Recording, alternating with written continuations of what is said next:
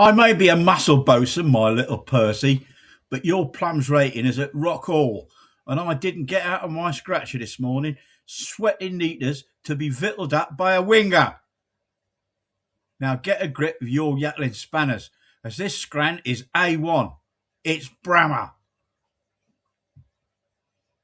I'm now convinced that you were not, before your exalted ascent into the Special Forces, a Royal Engineer at all, but a gopping donkey walloper. So belay your bite, or this jolly will take a run ashore and yomp all over your mincing fizzog. Collide with mountains. If you understood all of that, there's a reasonable chance you've spent some time in the company of the Royal Navy or the Royal Marines. If you didn't, don't worry. Dusty Miller understood every word. More importantly, he knew it meant that Terry loved him. Hello, I'm Di-Fanteria. What happens when two men who look as though they could collide with mountains walk into an ordinary office in New York, New Jersey? In this episode, we meet Terry Knowles and Salomo Habdu. Salomo is 7 feet tall. To readers of ORSUS, he is already known as the man closest to the sky. Terry Knowles stands 6 feet 8, a former Royal Marine and a French Foreign Legion veteran. He is known simply as the Bear. And when Terry isn't engaged in operations, cooking elaborate breakfasts, or being adored by a tiny Frenchwoman called Mignon, one of his favourite recreations is conducting a seemingly endless war of words with his old friend Dusty Miller. But first, Terry and Salomo have a problem. A colleague's aircraft has failed to arrive. A Land Cruiser that should have been waiting for him has disappeared. And young Michael Robert Mons III, recently promoted representative of Newark's Jets4U Incorporated, is about to discover that sometimes the most alarming thing a very large man can do is be extremely polite.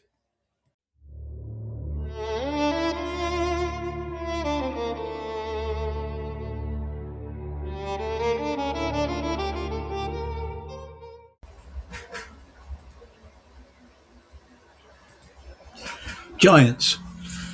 Here are just a few examples, from the ancient Scottish legend of Joch O'Benachie of Aberdeen to the fabled gigantes of Homer and Greco-Roman mythology, Jack the Beanstalk Dweller, Roald Dahl's BFG, to the Leviathan Fionn mac Cumhail, who, I'm afraid to say, didn't build the causeway on the north coast of Northern Ireland, as that was the movement of ocean currents and land masses shifting. Folklore and myths concerning gigas or giants have been abundant throughout history. They are most often representations of the human form, engorged and magnified to the extent that they appear terrifying and colossal. In stories, they become a stark reminder to all of the anthropode body's frail, diminutive, and mortal nature.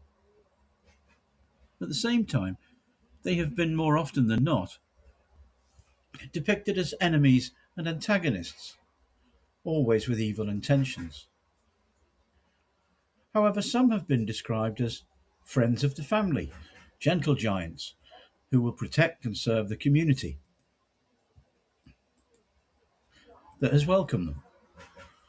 What is fundamental when considering these mythological beings is that it is impossible to predict how you would react until one of these beings stands right in front of you. Would you run, stand and fight, or just evacuate bodily fluids? It's a conundrum that fortunately very few have had to decide upon. Just imagine that as you look up from whatever you've been doing before they arrived, there were two of them, and they didn't look entirely of the family-friendly variety. It was to prove immensely unnerving and unfortunate that such was the challenge that confronted Michael Robert Mons III, a 33-year-old Newark native who had just taken over from a probationary junior representative of Newark Jets4U Incorporated. The young probationer in question had got out of the office at a lick that had surprised even Michael. But that particular issue will have to wait.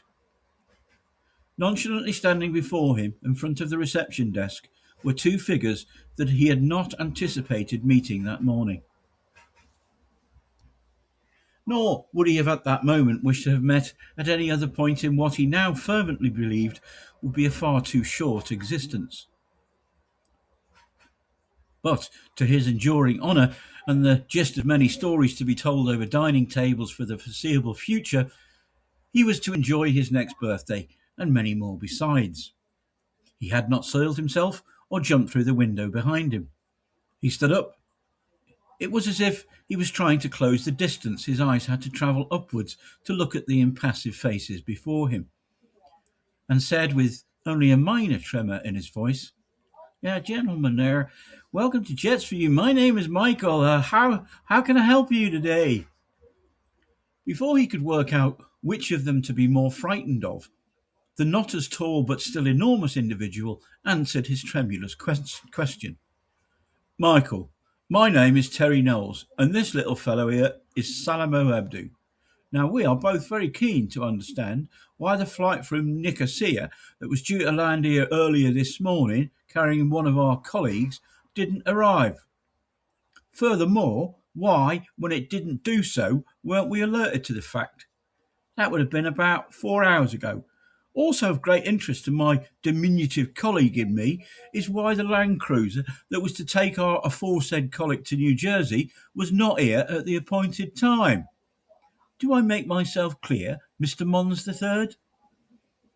Looking as Terry had done so at the name badge attached to his shirt, Michael decided that these two, or at least one of them, were not going to tear him a new asshole immediately, and so he chose wisely that it was best to cooperate, what with all of the circumstances having been taken into consideration. He started tapping at his keyboard fervently, spluttering nonsense about a probationer and his rapid early morning exit on handover. He was politely interrupted by the very much taller of his two new confederates. "My friend, I firmly believe that I am not a man of violence, but I have been known to contradict that notion on occasion, unfortunately. Shall we try to ensure this interaction is not one of them? You seem a very pleasant young man, and I would hate to have to part you into half of yourself. So answer my friend's queries, and we will leave in peace." Just then, Michael received some respite as Terry's phone buzzed in his pocket. It was Dusty. "Dusty, we're on it. Call you back soon." "Okay, thanks, Terry. We've discovered that they have landed somewhere in Newfoundland and that Robin and the crew are alive and well. We have a helicopter en route. So the big question that needs an answer is in relation to the Land Cruiser. In this case, the lack of. Speak soon, big fella." The phone disconnected. Terry turned to Salomo and brought him up to speed. Then, once again, he spoke to Mr. Mons III. "I assume that you know that your surname is a mountain in Latin. You shouldn't have us collide with it. Who was booked to pick up our friends, and how can we track them down? We would very much like to understand what precipitated their decision not to complete the contract." 10 minutes later, the Montes themselves had arrived at their next destination.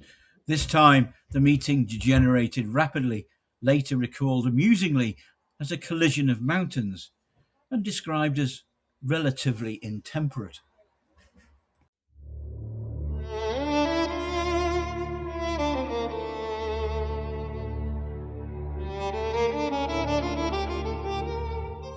Afterthought. There is something else going on in that chapter beyond two extremely large men frightening the life out of Michael Robert Mons III. It's the language. Terry Knowles and Dusty Miller spend quite an extraordinary amount of their time insulting one another. Terry calls Dusty a presumptuous twat. Dusty describes Terry as a delinquent silverback gorilla with the mental capacity of a slug. And Terry threatens to mop the floor with Dusty's barnet. And that's before Terry starts speaking pure raw marine. "I may be a muscle bosun, my little Percy." What follows sounds almost incomprehensible, unless you know the vocabulary. A scratcher is a bed, somewhere to sleep. Scran is food. Yomp is how Royal Marines march over distance carrying heavy kit. The para's tab, or tactical advance to battle. It's the same activity, but you are revealed if you use the wrong one in the wrong company. A jolly is an old naval term for a Royal Marine. Spanners or Terry's deliberately mangled Yatling spanners or your eating utensils. In the army, they're called diggers. But Terry isn't merely displaying an impressive vocabulary of abuse. He's actually communicating affection. And that is where military banter becomes interesting. To someone outside the relationship, two soldiers speaking to one another like Terry and Dusty can sound genuinely hostile. Within the relationship, however, the opposite is almost certainly true. The freedom to insult somebody in this context is evidence of trust, mutual respect, and genuine affection. Dusty and Terry have permission, and that's the crucial distinction. When they meet again in Berlin, Terry greets his old friend warmly, and Dusty immediately responds with an absurdly verbose insult. Terry, slightly confused at the time, can't think of an adequate comeback, so he punches him affectionately in the chest and settles for, "I'll drive, you bloody tosser." Much later, Dusty tells him, "Subtlety's never really been your thing, Bear."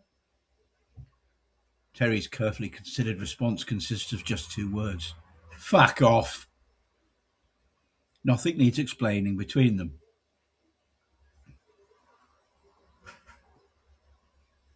And ORSUS certainly didn't invent this. Soldiers have been finding ways to laugh at themselves, their conditions, their officers, their enemies, their absurd circumstances in which they find themselves for centuries. We saw precisely that in We Got Mittens too, unless you're on TikTok, because they banned it for bullying and harassment, which is the most bizarre thing that's ever happened. And during the First World War, humour wasn't merely something remembered afterwards. Soldiers produced it themselves while the war was actually happening.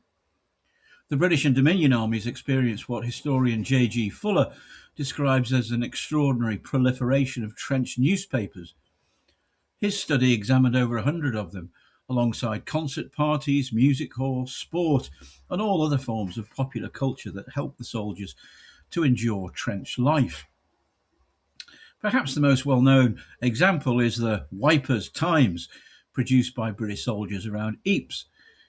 Its humour included spoof advertisements that took the grim realities of trench existence and transformed them into absurdity and parody. Modern scholarship has identified precisely that collision between normal language and horrific circumstances as central to the humour. The circumstances change, but the mechanism doesn't. You take something frightening, miserable, dangerous, or simply downright bloody ridiculous, and you all laugh at it. Then back to Terry. Terry Knowles also illustrates why it's dangerous to mistake banter for character. Terry is 6 feet 8 inches tall. He's a former Royal Marine and a Foreign Legion veteran. He is exceptionally dangerous when circumstances require him to be. But Marguerite Marcheval, or Mignon, doesn't see a thug. She calls him "Mon adorable big bear." And when Terry leaves her, he hugs this tiny elderly woman, kisses her on the cheek, and tells her to stay strong. Later, faced with a man who, over centuries, has been responsible for terrible violence, Terry pauses for a single second and remembers Mignon's kitchen and the old woman who called him her lovely big bear. And then he goes to work. That's Terry Knowles. The obscenity and the tenderness aren't contradictory. Neither is the banter and the professionalism. They're different languages used by the same man. And back to our friend Michael Mons III. Michael doesn't know Terry.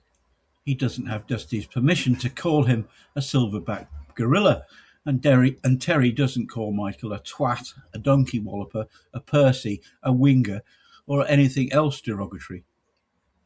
In fact, Terry is impeccably courteous. Do I make myself clear, Mr. Mons III? And perhaps that's the final lesson to be learnt from military banter. If an old soldier likes you, he may insult you mercilessly. If he suddenly becomes extremely polite, you might want to start worrying. Until next time, I am Di-Fanteria, and this is ORSUS.